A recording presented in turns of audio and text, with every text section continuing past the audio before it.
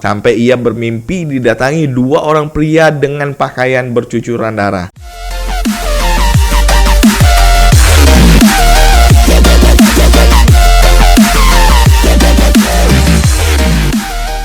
Halo WhatsApp Sob, Assalamualaikum warahmatullahi wabarakatuh. Apa kabarnya semua? Om Swastiastu, Namo Buddhaya, salam kebajikan, adil Kak Talino, bacuramin Kak Saruga, basengat Kak Jubata. Kali ini saya akan bercerita salah satu kisah mistis yang pasti sudah pernah sering sobat-sobat dengar. Cerita ini berasal dari Kalimantan Timur. Namun sebelum itu, bagi kamu yang suka dengan konten-konten storytelling seperti ini, silahkan subscribe Sob, tekan juga tombol loncengnya agar kamu tidak ketinggalan cerita-cerita berikutnya di channel Borneo Blog. Bagaimana kisahnya Sob? Cerita ini berlatar belakang salah satu bukit yang memang dikenal horor dan mistis oleh masyarakat lokal, yaitu Bukit Soeharto. Bukit Soeharto terletak di Kalimantan Timur Sob. Tempatnya berada di antara dua kabupaten, yaitu Kabupaten Kutai Kartanegara dan Kabupaten Penajam Pasir Utara. Bukit ini berstatus kawasan Taman Hutan Raya atau Tahura yang memiliki luas 61.000 hektar. Status kawasan merupakan status hukum yang diberikan oleh pemerintah terhadap suatu kawasan Sob, berdasarkan pertimbangan tertentu, misalnya hutan lindung, hutan produksi, dan lain sebagainya. Karena statusnya Sob sebagai taman hutan raya, maka bukit ini menjadi tempat pelestarian flora dan fauna untuk tujuan koleksi. Bukit Soeharto ini merupakan salah satu tempat yang pernah dikunjungi Presiden Jokowi pada Mei 2019. Kunjungan beliau berkaitan dengan pemindahan ibu kota negara Republik Indonesia. Ada beberapa kesaktian mistis dari orang-orang yang tinggal atau pernah melalui bukit ini Sob. Dan cerita yang cukup populer salah satunya adalah tentang Hatu Romusa. Sejarahnya, bukit ini menjadi salah satu tempat penyiksaan dan kuburan korban Romusa pada zaman penjajahan Jepang. Jepang datang ke Kalimantan Timur pada kisaran tahun 42, tepatnya pada tanggal 11 Januari 1942.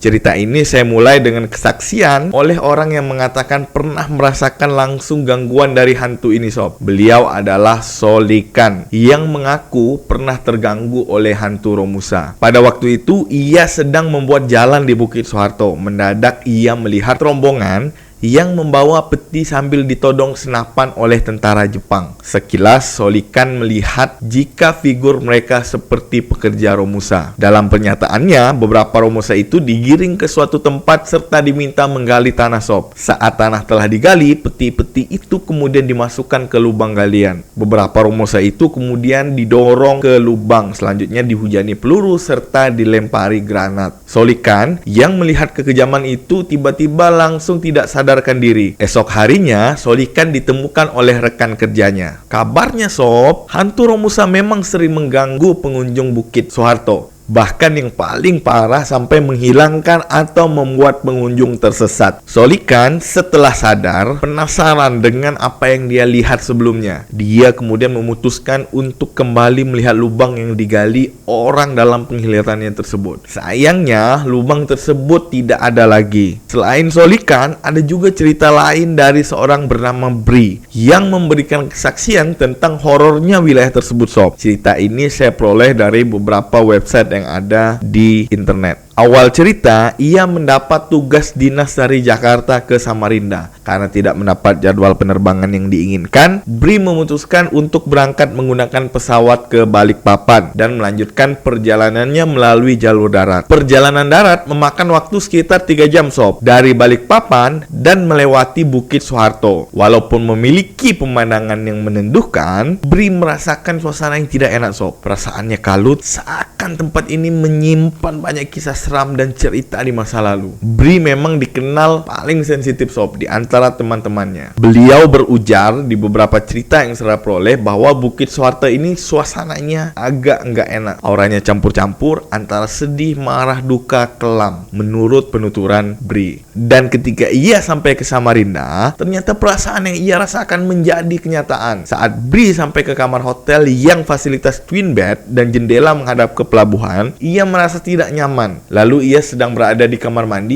ia mendengar pria samar-samar meminta tolong. Tolong, antar kami pulang. Begitulah kira-kira ucapan pria yang didengar oleh Bri sob. Pada pukul 12 waktu Indonesia Tengah, Bri sudah terlelap sampai ia bermimpi didatangi dua orang pria dengan pakaian bercucuran darah. Satu di antaranya berpostur tinggi besar dengan leher hampir putus, dan pria yang satunya berdiri tanpa kepala mengenakan celana panjang berwarna hitam dan baju kaos berwarna abu-abu sob. Tolong, antar kami pulang, kata mereka pada Bri sob, yang membuat Bri terbangun karena ketakutan. Nah, di tengah kekalutan itu, Bri kemudian menghubungi seorang temannya. Temannya tersebut kemudian menyarankan agar Bri membantu mereka pulang ke tempat yang mereka inginkan. Singkat cerita, setelah pekerjaannya selesai, Bri memutuskan untuk pulang secepatnya dari Samarinda. Ia memesan travel untuk mengantarkannya ke Balikpapan yang akan berangkat pada pukul 10 malam waktu Indonesia Tengah sob. Bri pada saat itu tidak menggubris saran dari temannya sob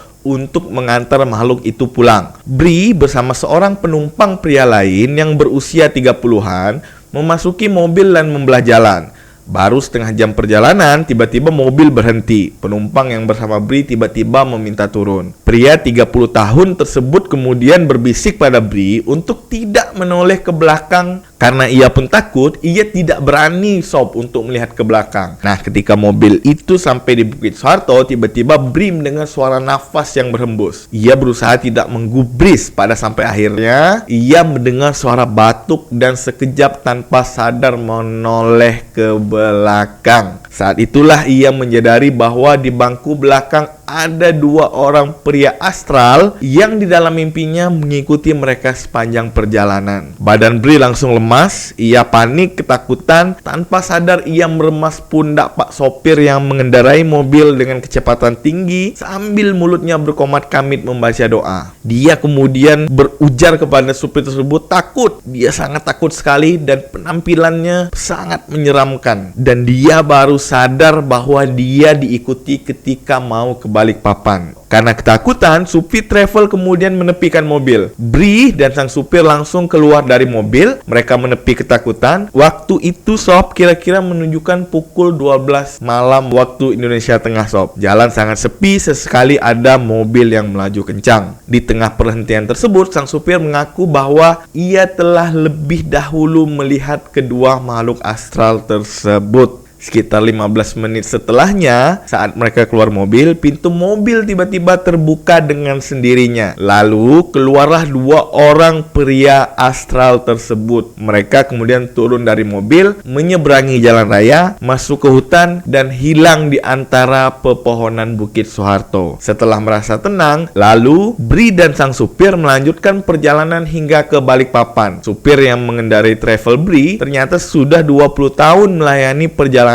Samarinda ke Balikpapan, hingga ia mengetahui setiap kejadian yang terjadi di sekitarnya sob. Menurut cerita sang supir, pada tahun 2012 ada sebuah pembunuhan yang terjadi di Bukit Soeharto. Ada mobil yang dirampok, lalu supir dan penumpangnya dibunuh sob. Sebelum meninggal, korban tinggal di hotel yang sama yang ditempati Bri di Samarinda. Jadi begitulah sob gambaran tentang mistisnya Bukit Soeharto ini. Bicara soal hantu, kamu boleh percaya atau tidak sob, tapi begitulah kira-kira cerita masyarakat lokal dan kesaksian orang yang pernah berkunjung di Bukit Soeharto. Percaya atau tidak, kisah Bukit Soeharto ini sudah terkenal Indonesia dan terkenal di mana-mana. Oke sob, tidak terasa kita sudah sampai di akhir cerita tentang Bukit Soeharto ini. Terima kasih bagi sobat-sobat yang sudah menonton video ini sampai akhir. Terima kasih banyak sob sudah setia menonton video-video di channel Borneo Blog. Tapi sebelumnya kalian jangan lupa subscribe, klik tombol loncengnya, like, komen agar channel ini terus berkembang dan lebih banyak cerita-cerita yang akan saya bawakan sob. Oke sob, demikian, sampai jumpa, bye bye.